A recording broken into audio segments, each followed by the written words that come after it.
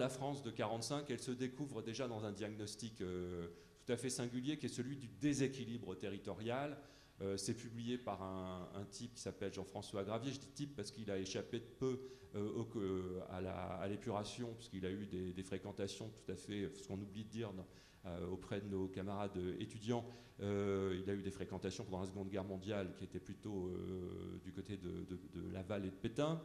Il a quand même sauvé sa peau. Il a écrit un bouquin qui est absolument référentiel, qui est Paris et le désert français. Je ne sais pas si parmi vous ça vous dit quelque chose, et qui explique qu'en fait la France est un pays totalement singulier parce qu'il y a une espèce de macrocéphalie parisienne et un déséquilibre total de ce qu'on appelait encore à l'époque la province, c'est-à-dire un très plein et beaucoup de vide autour avec des fonctions agricoles. Bon, je ne rentre pas dans les détails. Et à partir des années 50-60, au moment où on monte le commissariat général au plan, qui va être vraiment l'outil de la construction des grandes opérations nationales, et qui a disparu au profit de la DATAR, que vous connaissez évidemment tous sans doute, qui est créée donc en 63, on va créer cette représentation de l'espace français à travers deux mythes républicains, je vais le dire simplement, le mythe de l'équilibre territorial, donc répondre à ce déséquilibre patent qui est dénoncé en 1945, et puis un mythe républicain qui nous touche tous, c'est celui de l'égalité du territoire. C'est-à-dire que tous les territoires de la République, res publica, doivent être égaux les uns avec les autres en matière d'offres, et en particulier dans notre système français, qui est quand même unique au monde, d'offres de services publics et d'irrigation, d'arborescence des services publics. Donc ça, c'est les deux mythes qui construisent effectivement l'espèce d'approche doctrinale de l'espace français.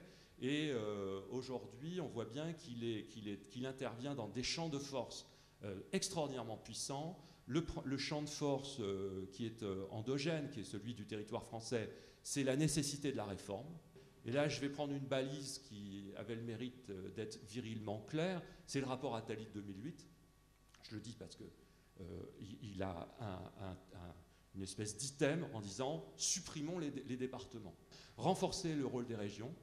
Et puis, il y a un truc pas très clair, mais qui est quand même déjà très, très dans les tuyaux depuis 20 ans, c'est la question des métropoles et des agglomérations. Alors, on est vraiment en plein dedans en ce moment, c'est-à-dire faire croître cette approche territoriale. Alors, en géographie, ça s'appelle du polycentrisme, c'est-à-dire on s'appuie sur des gros centres urbains de densification, y compris d'offres de services, d'équipements, c'est-à-dire toute la compétence d'accompagnement social et sanitaire et tout le reste, et on va les concentrer dans des pôles, 11 pôles, 15 pôles, 17 pôles, etc. Bon, ensuite, on a le rapport du comité Balladur qui va donner la loi de 2010, donc sous le gouvernement précédent, et qui effectivement met en place une projection assez simple sur la question régionale, renforcer le rôle des régions, et la question des métropoles devient totalement institutionnelle, mais enfin se dégagent quand même deux lignes de force tout à fait fondamentales. C'est vraisemblablement le renforcement du pouvoir régional et la création, parce que là c'est pas une création ex nihilo, mais c'est quand même une création d'un nouveau territoire, collectivité territoriale, qui s'ajoute donc aux communes, aux départements et aux régions, qui sont ces fameuses métropoles.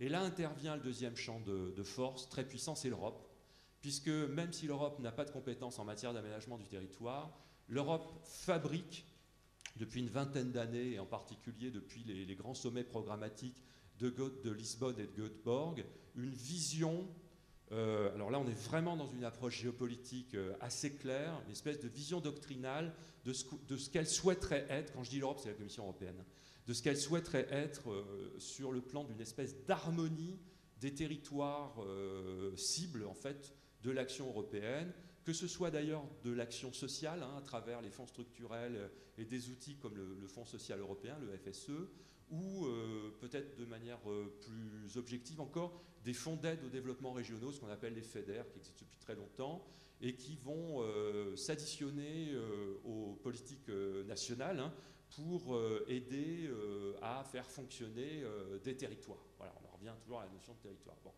Et l'Europe a une vision qui est, alors que nous on appelle le polycentrisme maillé, qui est encore une fois une vision très organique de l'espace européen, qui a été renforcée d'ailleurs par l'idée à partir de 2008 que le territoire devenait, avec l'attractivité économique, l'équilibre social, des espèces de piliers identitaires du développement européen, mais qu'il faut avoir une espèce d'harmonie, d'harmonisation, si possible, des territoires à l'échelle européenne. Et pour l'Europe, le territoire harmonique, c'est la région. C'est le couple local, le bloc local, comme on dit aujourd'hui en France, mais ce n'est pas simple à déterminer parce qu'entre-temps, on a inventé les intercommunalités. Donc, est-ce que le local, c'est la commune? Est-ce que c'est l'intercommunalité? C'est la métropole pour l'Europe, ça, il n'y a aucun doute là-dessus. Mais dans ce cas-là, que devient la commune et le département? Est-ce que le département, c'est du local? Bah oui, quand je vous vois et quand je regarde votre action et la proximité de votre action sociale et de votre champ d'intervention local, pour moi, vous faites du local. Hein, vous n'êtes pas éthéré dans la construction territoriale de vos champs d'intervention. Donc, c'est quand même pas clair, toute cette histoire-là. Il n'empêche qu'il y a des très grands dessins structurants qui sont en train, en ce moment, et c'est embarqué depuis une quinzaine d'années, vraiment de profondément modifier notre approche structurelle de notre espace, qui est à la fois un espace politique, qui est un espace culturel, qui est un espace social et qui est un espace de compétences, d'intervention. Moi, je pense que dans la citoyenneté, il y a encore la citoyenneté géographique, c'est-à-dire que c'est bien que les citoyens comprennent dans quelle structure territoriale ils vivent et qui fait quoi. Ça me paraît être le minimum pour devenir des citoyens éclairés. Et la deuxième complexité, c'est l'hybridation actuelle entre le représentatif et le participatif, qu'on a mis sous un chapeau anglo-saxon formidable, c'est le terme de gouvernance, que vous connaissez tous. Moi, je ne sais pas ce que ça veut dire. Moi, je cherche, mais je ne comprends pas. J'ai bien compris que c'était une hybridation entre des formes de représentation et d'action institutionnelle et d'autres formes d'action non institutionnelle, associatives, d'autres. Je dois vous avouer que je travaille beaucoup sur les implications de la Commission européenne dans les régions, et en particulier dans les régions nordiques, qui est plutôt mon champ d'action. Et on en discutait hier, je crois, ou avant-hier, avec M. Bouffin. Je disais que par hasard, en préparant cette matinée, cette présentation très introductive, je suis tombé sur un rapport de la Commission européenne que je ferai passer en PDF parce que je pense que ça va vraiment vous intéresser, qui s'appelle Régions en déclin 2020, Régions en déclin, où on prend 4 régions, dont une région sur laquelle je travaille beaucoup, qui est le Norrbotten, c'est d'ailleurs le nord suédois. Et l'exemple qui est pris, c'est par le vieillissement de cette population d'un comté. Le comté en Suède, ça correspond au département. Hein, donc on est vraiment sur des champs d'analyse à peu près similaires. Est-ce que le vieillissement, c'est-à-dire la rupture d'un équilibre finalement sociologique de ce département, n'oblige pas à une réforme territoriale? C'est-à-dire que c'est par la mutation des caractéristiques sociales que la Suède se pose la question de la réforme territoriale de son nord. C'est plus de 100 000 km², hein, c'est des très vastes territoires, très peu peuplés, avec des densités très peu peuplées. Et on prend un exemple espagnol, il y a 4 exemples. Si ça vous intéresse, je ferai passer le document, c'est très très pédagogique. Et on montre bien d'ailleurs comment le thème de l'action sociale, on a une espèce d'inversion, si vous voulez, de la réflexion traditionnelle.